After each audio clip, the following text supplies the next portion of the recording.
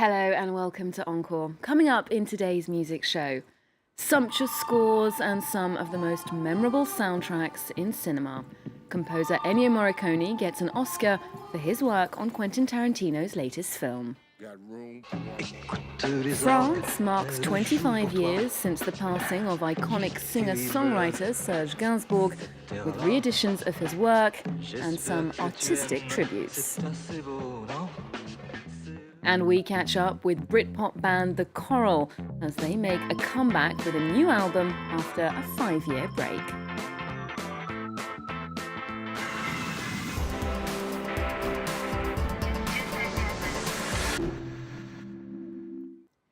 For all that, I'm joined by our music critic Mark Thompson. Hello, Mark. Hi, Olivia. Now, we're starting off with music and film. A lot of focus this week on the Oscars. Of course, we're all delighted that Leonardo DiCaprio has finally got his Oscar, his first award. But another man had been waiting for an Oscar as well. That's Ennio Morricone.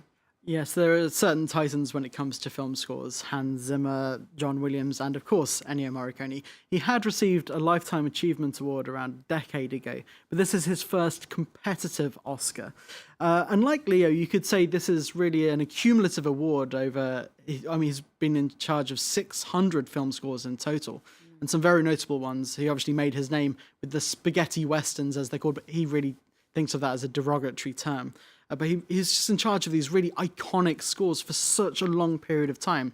And I think it's such a mark of respect that someone like Tarantino, who puts music so centrally in all of his films, chased Morricone for 3 films until he finally submitted and agreed to do The Hateful Eight.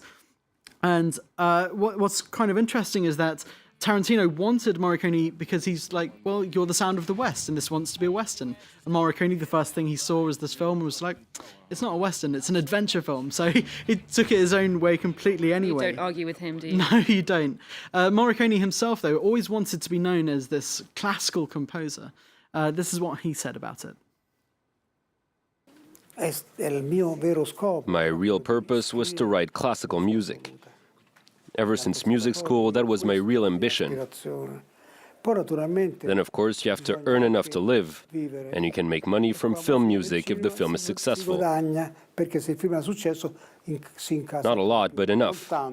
And that's how I supported my family. And he's not just scoring films. At 87 years old, Ennio Morricone is still performing, still conducting live. Yeah, 87, absolutely incredible. He's celebrating 60 years in the business. Now, this tour is all part of wanting to be known as a classical composer, because he says that these scores can stand alone, and they definitely do. And he says he wants to perform them alongside the likes of Bach, and just to show that these songs and these tunes have their own life when they're brought to a live show.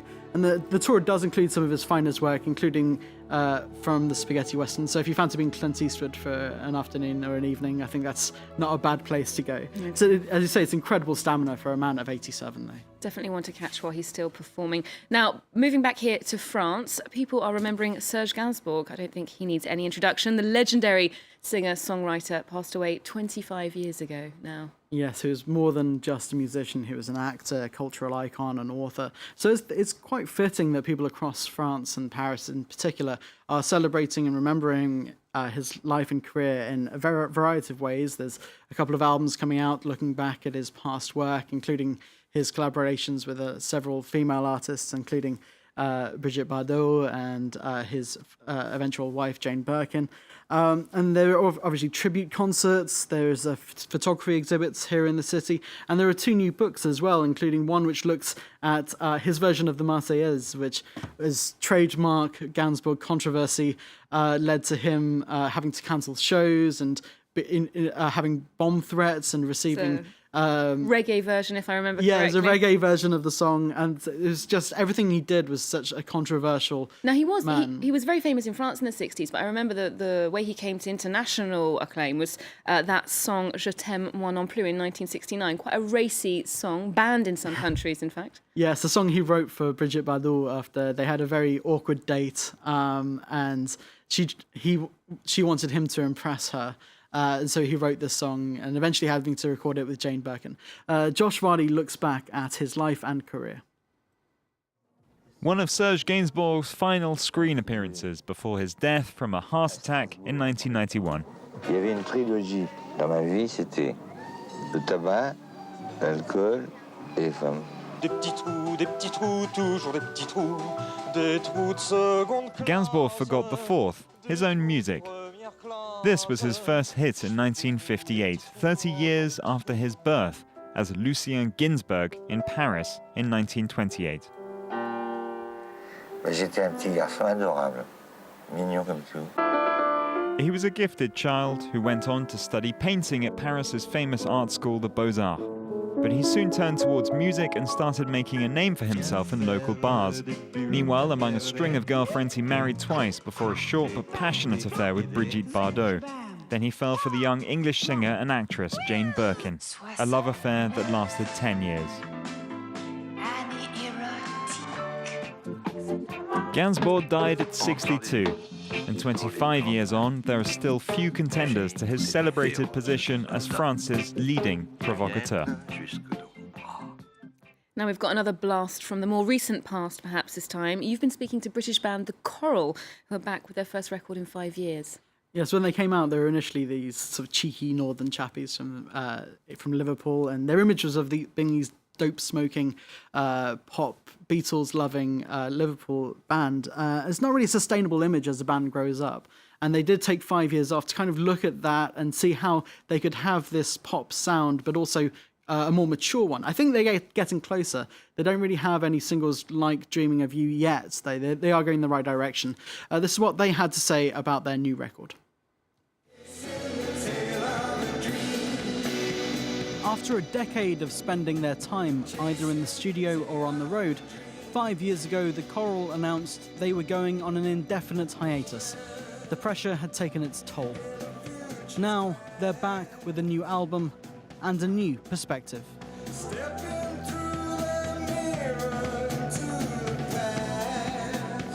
There's not much room for anything else while you're in it, because you've sort of got to give it everything. We were just burnt out, so it just come to that point where we needed to take stock, and I think we were just mentally fatigued.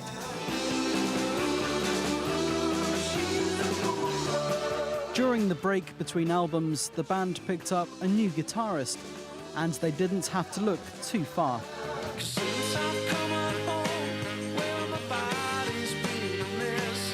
Longtime friend Paul Malloy made the jump from fellow Liverpool band The Zootons. Both groups were given their break by local record label Delta Sonic. As a mark of respect, the Coral dedicated their new record, Distance Between, to Delta Sonic founder Alan Wills, who was tragically killed in a road accident 2 years ago. He was our mentor, you know, from the beginning. We're just from it's like a seaside town, and you don't think. But he made it like a film for us. He made it like this is a film and you're in it, and you can be the stars of this film in a way. It's up in my heart when it skips a beat. Having enjoyed their time out of the limelight, the Coral now look back at their early years fondly. In particular, one of their biggest hits, Dreaming of You.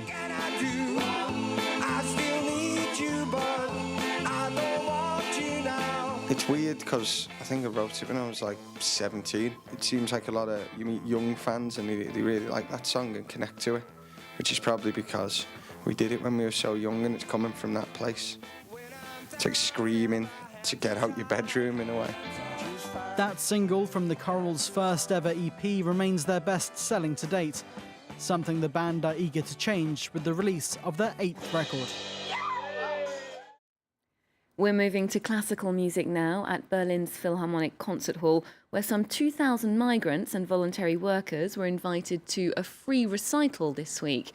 World-renowned conductors Simon Rattle, Daniel Barenboim and Ivan Fischer led their respective orchestras in a show that included work from Mozart, Prokofiev and Beethoven. The event was organised to welcome refugees to the city. Let's take a look. As musicians, we think to ourselves, well, what can we do? Well, the answer is we can play, we can show our support, we can show our love, we're delighted to have this way of communicating with all of our new Europeans.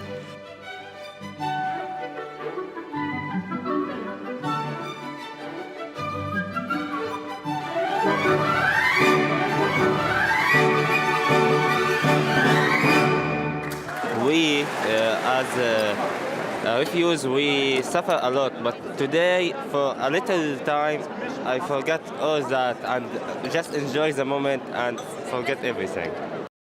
Well, we're finishing with a British group who's set up camp somewhat here in Paris over the last few weeks. Muse, what are they up to? 6 dates over the last 2 weeks here at Bercy, one of the big stadiums in Paris.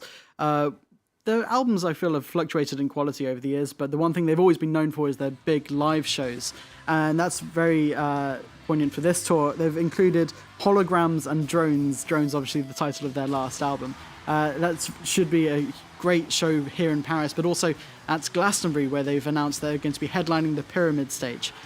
So it's going to be interesting how they manage to transform this live show in Bercy to one of the biggest festival stages there is in the world. Okay, well, one to get if you're in Paris this week then. Thank you, Mark. That's all we've got time for this week. We'll leave you with more from Muse. Remember, you can get more news on our website. We're also on Twitter and Facebook. There's more news coming up on France 24 after this.